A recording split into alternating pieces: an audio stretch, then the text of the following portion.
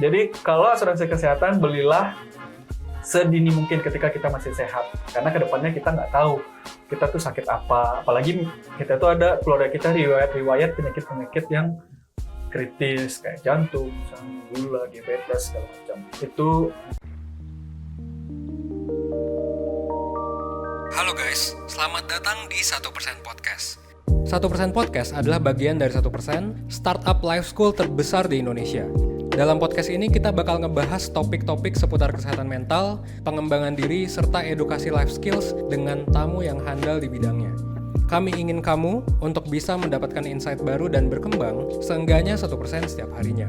So that's all, enjoy 1% Podcast untuk hidup seutuhnya.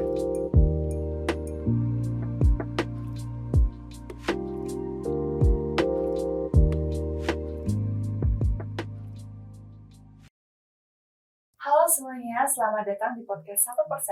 1% merupakan media edukasi life skill yang mengajarkan ilmu-ilmu penting yang belum diajarkan di sekolah. Perkenalkan, aku Yolanda. Kali ini kita balik lagi ya untuk podcast bareng dengan kolaborasi dengan Blue BBCA Digital untuk membahas hal-hal seputar finansial. Kali ini topiknya menarik, kapan sih kita perlu beli asuransi? Dan apakah penting sebenarnya kita itu beli yang namanya asuransi? Dan aku juga udah bersama dengan narasumber kita di Zona Blue GBK bareng dengan Kak Billy dan juga Kak Andi. Halo Kak. Halo.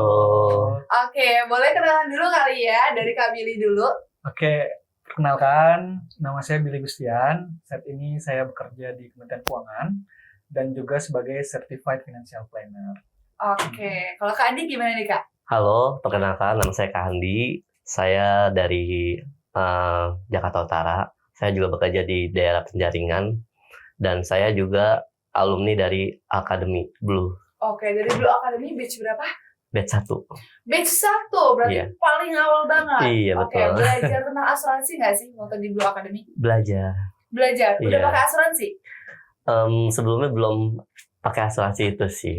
Cuman aku udah mengerti tentang asuransi. Sebelumnya saya ada asuransi juga. Oke, gitu. sebelumnya udah ada asuransi. Iya. Sekarang udah punya juga asuransi? Punya. Sudah punya. Gitu. Sejak kapan Kak pakai asuransi? Sekitar 10 tahun yang lalu. 10 tahun yang lalu? Iya, Udah makanya. aware sama asuransi? Iya, walaupun saya Wow. belum ada sakit gitu ya, tapi saya penting untuk menjaga kesehatan di mana asuransi itu harus ada. Wow, ini benar-benar jadi reminder buat aku Kak. Iya, makanya Kak Yolanda harus punya asuransi juga. Oke, nanti kita diskusi ya Iya. teman-teman ya bareng sama Kak Billy dan juga Kak Andi. Ini unik banget mengenai asuransi nih Kak Billy. Mungkin tadi kan kita udah sempat tanya-tanya, Kak Billy udah nge-protect ya asuransi dari 10 tahun yang lalu walaupun nggak pernah sakit. Tapi Keren. aku juga doain semoga jangan pernah sakit ya. Kak. Betul. Cukup dibatuk pilek aja ya Iya, sakitnya. Iya. Kak Billy sebenarnya penting nggak sih kita punya asuransi? Kalau bicara penting, ya tentu penting. Karena mungkin saya sebagai Certified Financial Planner, posisi dari asuransi itu sebenarnya berada di financial security namanya. Jadi kalau kita mengenal segitiga piramida keuangan, nah yang paling bawah itu kita harus secure dulu, harus aman dulu. Nah salah satunya asuransi merupakan bagian dari financial security kita. Selain kita punya dana darurat, selain kita harus bisa mengelola keuangan kita, ya, mengelola kas, mengelola utang, asuransi poin penting untuk kasarnya itu membangun pondasi keuangan. Jadi kalau misalnya kita bangun rumah nih, contohnya ya, bangun rumah, kalau pondasinya nggak kuat, itu kan mau sebagus apapun rumahnya di atas, pasti lambat laun akan roboh. Nah, itu posisi asuransi ada di situ. Jadi kalau bicara penting, sangat penting. Karena asuransi di sini kan bagian dari manajemen risiko, Betul. ya kan? Dan kita nggak tahu risiko kita itu terjadi apa aja, ya kan? Kadang kalau misalnya ada risiko yang besar, misalnya contohnya sakit keras ya, sakit keras, kalau kita nggak siap secara finansial, biasanya uang kita udah habis untuk berobat ya. Nah, peran asuransi di situ. Dia bisa membantu keuangan kita supaya tadi, kalau bicara kita bangun rumah, nggak roboh rumahnya.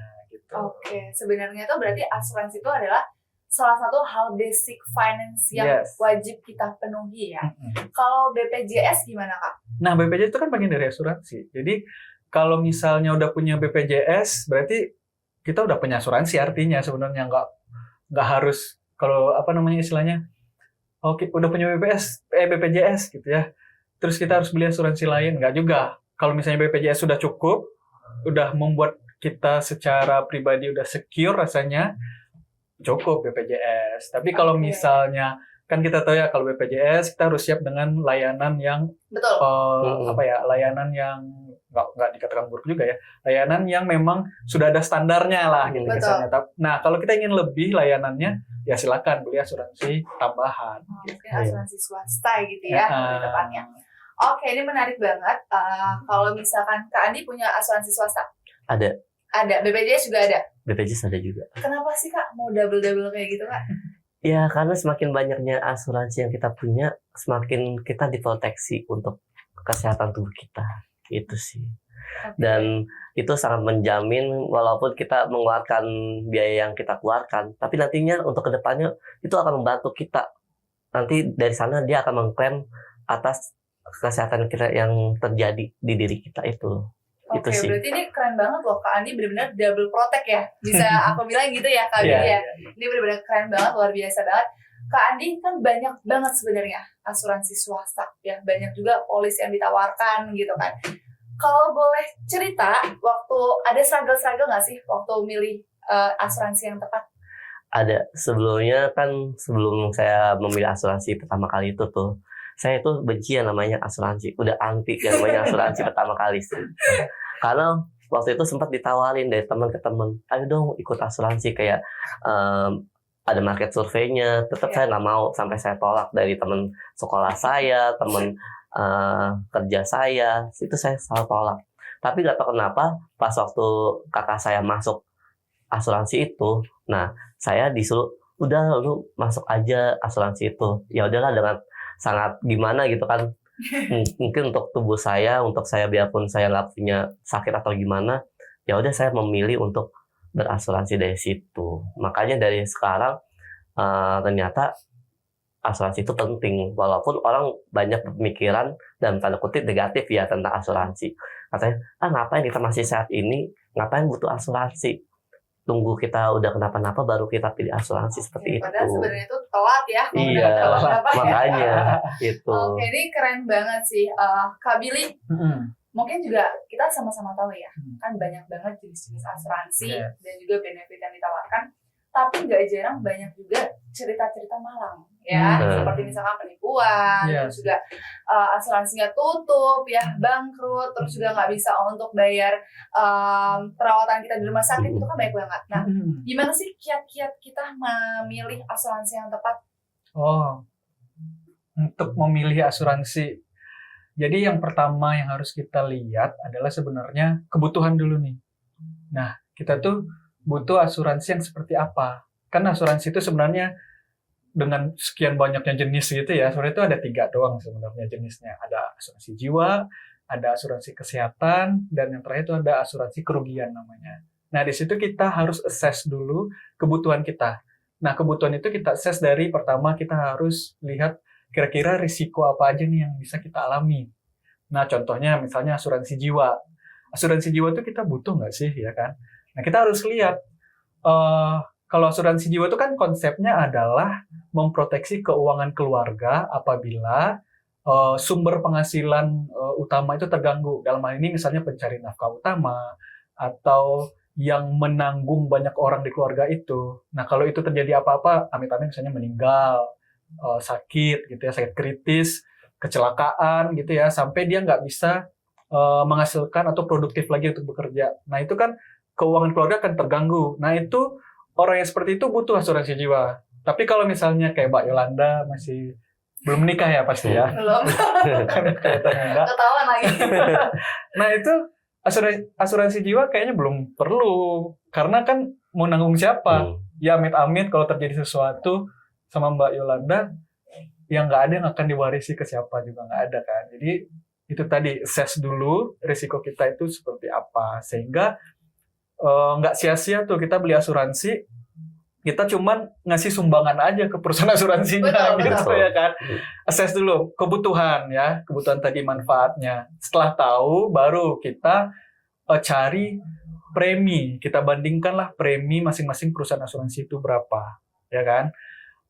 Mana nih yang paling ekonomis. Tapi kalau dari sisi financial planning, untuk premi si asuransi tadi itu kalau bisa maksimal 10% aja dari uang bulanan kita. Karena jangan sampai kita premi asuransi itu malah jadi beban ya. Betul. Bayarnya jadi beban. Makanya dibatasin maksimal 10% maksimal ya. Kalau bisa di bawah itu ya bagus banget. Kalau misalnya kita udah beli asuransi di bawah 10% penghasilan kita, manfaatnya juga sesuai kebutuhan, nah itu oke banget sebenarnya. Nah, setelah kita tahu mana premi yang paling ekonomis, jangan lupa premi itu bukan satu-satunya, karena kita harus lihat lagi perusahaan asuransinya, ya kan? Kita lihat layanan yang diberikan oleh si perusahaan asuransi. Nah, kalau misalnya asuransi kesehatan, ya layanannya kita butuhnya misalnya kalau di rumah sakit kita nggak mau ribet reimburse ya. Nah, pilih yang memang asuransi yang cashless misalnya kayak gitu, yang kalau kita masuk rumah sakit ya kita tinggal pulang aja gitu. Dan jadi cari layanan-layanan yang memang unggul gitu. Jadi nggak satu sisi aja lihat premi, oh mentang-mentang premi murah kita beli, nggak. Tapi lihat lagi layanannya ya kan, biar nggak rugi juga. Dan yang terakhir lihat kredibilitas perusahaan asuransinya. Nah itu penting banget. Cara gampangnya itu adalah ketik perusahaan asuransinya di Google ya, terus kasus gitu. Ketemu Apa-apa kasus ketemu deh tulisnya. Nah, list aja deh mana yang paling kecil ya kan, yang paling kecil kasusnya silakan beli. Oke, berarti waktu mungkin teman-teman gabut ya, tengah malam ya itu mulai dipilih-pilih dari kasus-kasusnya gitu. Karena kan juga aku punya pengalaman sih, lebih tepatnya orang tua aku ya. Jadi waktu aku kecil mereka punya asuransi gitu ya, terus ternyata bangkrut gitu asuransinya, dan uangnya kan nggak bisa balik gitu ya, sampai aku udah usia sekarang ya kak, yang nggak usah ditebak ya usianya sekarang udah hampir yang jelas 8 masih tahun ya. muda. Terus akhirnya jadinya ada trauma. Nah, gimana sebenarnya cara kita bisa mengobati ya mungkin orang-orang yang sempat trauma dengan adanya asuransi, ataupun juga yang dengar-dengar cerita-cerita ataupun kasus yang tadi kak kita baca-baca, kan pasti juga ada yang trauma ataupun makin nggak interest gitu, atau punya pemikiran bahwa asuransi itu juga sebenarnya cuma akal-akalan aja gitu, akal-akalan perusahaan. Nah ini gimana sih sebenarnya kita mengedukasi orang-orang tersebut kak? Emang sih kan kita sebagai manusia tuh cenderung kalau ngelihat sesuatu tuh yang paling cepat teringat adalah hal yang buruk ya. Iya lagi. Iya kan? Betul. Tapi sebenarnya kalau kita bisa lihat secara helikopter view ya, keberadaan perusahaan asuransi ini justru lebih banyak memberikan manfaat sih sebenarnya. Dari beberapa kasus yang ada di app, itu sebenarnya yang klaimnya itu lebih mulus itu lebih banyak lagi sebenarnya. Cuman orang kan kalau berita yang bagus itu kan kayak ya udah aja kan. Jadi yang jeleknya kok blow up. Nah itu yang pertama. Jadi yang kedua mindset. Nah, mindset kita tuh harus dirubah. Kalau beli asuransi, itu artinya kita siap bayar biaya. Jadi jangan berharap kalau beli asuransi, uangnya balik. Itu enggak. Itu namanya investasi. Itu namanya nabung ya. Walaupun memang ada asuransi yang menggabungkan hal itu. Tapi konsep dasar asuransi, kita harus tahu itu adalah biaya. Sama kayak kita bayar satpam nih. Misalnya kita mau rumah kita aman. Ya kita bayar satpam untuk menjaga itu. Sama asuransi juga gitu, ya kan? Kita mau proteksi diri kita, ya kita harus bisa mengeluarkan uang untuk memproteksi diri kita. Jadi mindsetnya itu dulu. Jangan kita berharap kita bayar asuransi, uangnya harus balik gitu. Itu mindset yang pertama. Yang kedua, memang kadang di hidup ini ada yang namanya oknum ya. Nah, makanya kita harus pintar-pintar nyari agen yang tentunya kredibel. Nah, ini kuncinya di sini nih, karena memang tipe jualan asuransi di Indonesia ini memang masih via agen. Namanya, kita nggak bisa beli langsung perusahaan asuransi.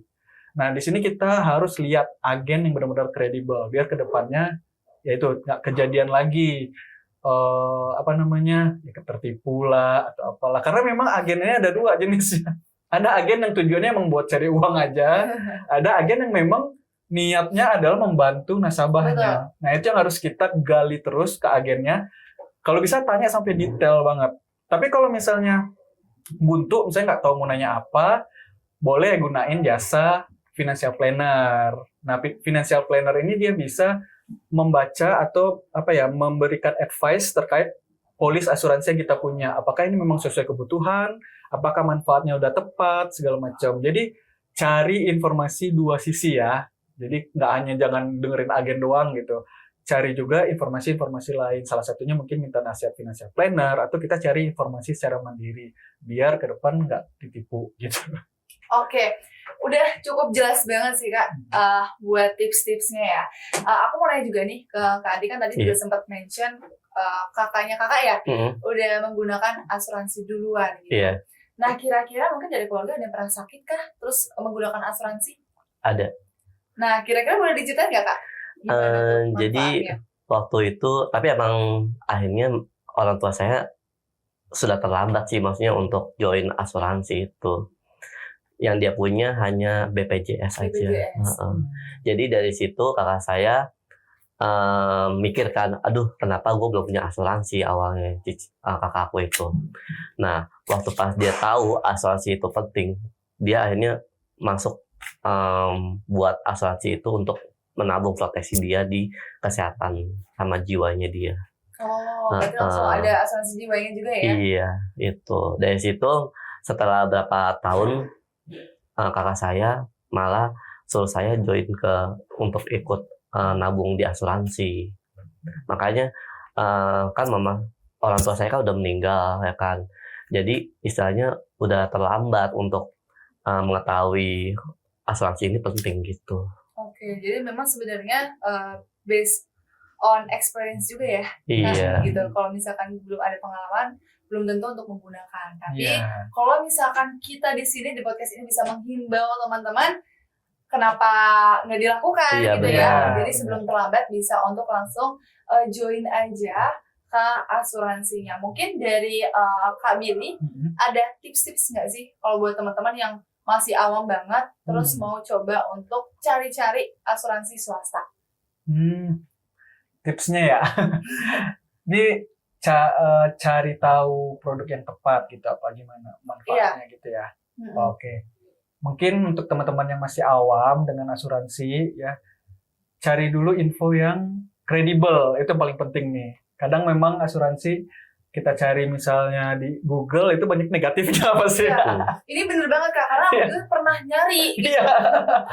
Kok munculnya negatif semua sampai berapa page negatif semua gitu.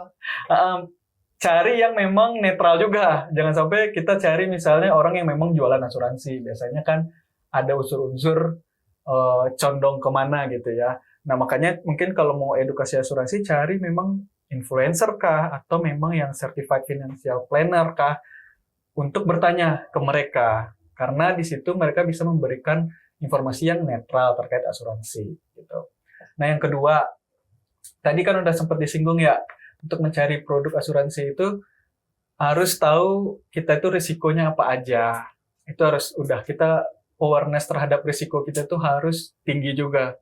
Jadi kalau memang nggak perlu banget asuransinya nggak usah. Tapi kalau misalnya pas kita assess risiko dan resikonya besar, ya kan? Terus biasanya nih, kalau asuransi itu kita beli kapan gitu kan? Ketika risiko itu kemungkinan terjadinya jarang, ya kan? Tapi dampaknya itu gede. Jadi sesuatu yang tiba-tiba muncul tapi kita butuh biaya yang besar. Contohnya kayak yang tadi kalau asuransi jiwa, kepala keluarganya tiba-tiba meninggal, itu kan keuangan langsung jatuh, ya kan? Karena misalnya si istri itu nggak kerja, berarti kan kalau suaminya meninggal penghasilannya nggak ada dong. Nah itu butuh banget asuransi jiwa bagi orang yang seperti itu. Yang kesehatan juga gitu. Kalau misalnya punya riwayat, misalnya keluarganya nih ya punya riwayat penyakit-penyakit yang ibarat misalnya jantung yang kritis lah, penyakit berat lah seperti itu disarankan memang beli asuransi kesehatan kayak gitu. Jadi list dulu risiko-risikonya. Nah yang ketiga baru kita cari asuransi yang kredibel, perusahaan asuransi yang kredibel kayak gitu. Misalnya dari layanannya, dari permodalannya, ya kan? Permodalannya juga harus dilihat. Karena kan kalau misalnya perusahaan asuransi itu yang kecil, modalnya kecil, takutnya ntar kalau orang tiba-tiba klaim kan modal yang tergerus. Jadi lihat lagi perusahaannya itu gede apa enggak. Ya itu sih tipsnya. Oke, thank you Kak buat tipsnya. By the way, Kak Andi, Iya. waktu beli asuransi itu usia berapa? Sekitar umur 24. 24 tahun. Iya. Wow, itu masih muda banget ya. Iya, betul. 24 tahun ya waktu beli Iya. asuransi. Kalau Kak Billy beli asuransi waktu usia berapa Kak? Asuransi sih udah pas kerja ya, udah beli Kerja ya, ya. berarti kayak sekitar 21 dulu ya? Iya. Oke. Nah sebenarnya idealnya tuh usia berapa sih Kak kita perlu asuransi? Nah, kita butuh asuransi idealnya. Ya itu tadi balik lagi kalau asuransi jiwa. Jadi kita nggak bisa kayak beli asuransi itu apa. Jadi harus per jenisnya ya. Kalau misalnya kita bicara asuransi jiwa, kapan harus dibeli?